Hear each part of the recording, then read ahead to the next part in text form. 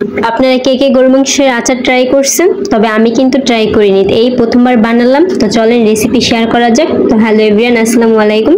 তো আমি প্রথমে গরু মাংসগুলোকে ছোট ছোট টুকরো করে কেটে নিয়েছি। যেহেতু আমি গরু মাংসের আচার বানাবো সেজন্য আমি ছোট ছোট করে টুকরো করে কেটে নিয়েছি, যাতে এগুলো দেখতে সুন্দর লাগে। আর এই গরু মাংসের আচারটা করার জন্য আমি হলুদ, মরিচ, লবণ, মানে আমার গরু মাংস রান্না করতে যা যা লাগে সবকিছু দিয়ে আমি হালকা পানি দিয়ে অল্প আঁচে এগুলোকে সিদ্ধ করে নিব। গরু মাংসটা সিদ্ধ হতে হতে এখন আমি যে মেন যে মশলাটা, মানে আচারের যে উপকরণটা, সেটা তৈরি করে নিব। এটা তৈরি করতে আমার এখানে লাগবে তেজপাতা, গরম মশলা, শুকনো মরিচ, আর হচ্ছে মেন যে তোমার পাঁচফোড়ন, যেটা না দিলেই নয়।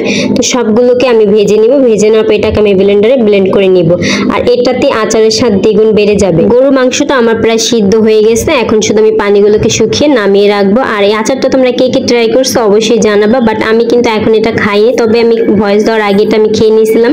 এটা জাস্ট অসাধারণ হয়েছে। আর বিশেষ করে এখানে যে গোটা গোটা রসুন দিছি সেগুলো তো আরো বেশি ভালো লাগছে। আর এখানে সর্ষে বাটা আর হচ্ছে কি তেঁতুল গুলে রাখছিলাম, মোটা আমি দিই। আর এই আচারটা করতে তেমন একটা ঝামেলাও লাগে না, তেমন কোনো উপকরণ লাগে না, মানে যা যা লাগছে সবকিছুই না আমার ঘরে ছিল, এই জন্য আমার বেশি কষ্ট হয়নি, আমি খুব সহজে এটা বানিয়ে ফেললাম।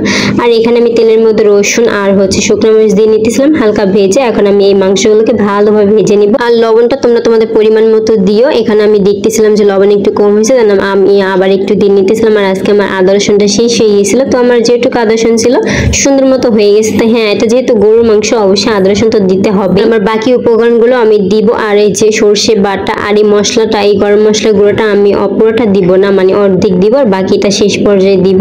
আর এই তেঁতুলের কাঠটাও দিয়ে নিতেছিলাম। তেঁতুলের কাঠ দরকার, এটা টক টক ভাব আসবে, মানে আচার আচার ফিল আসবে, খেতেও না ভীষণ ভালো লাগবে।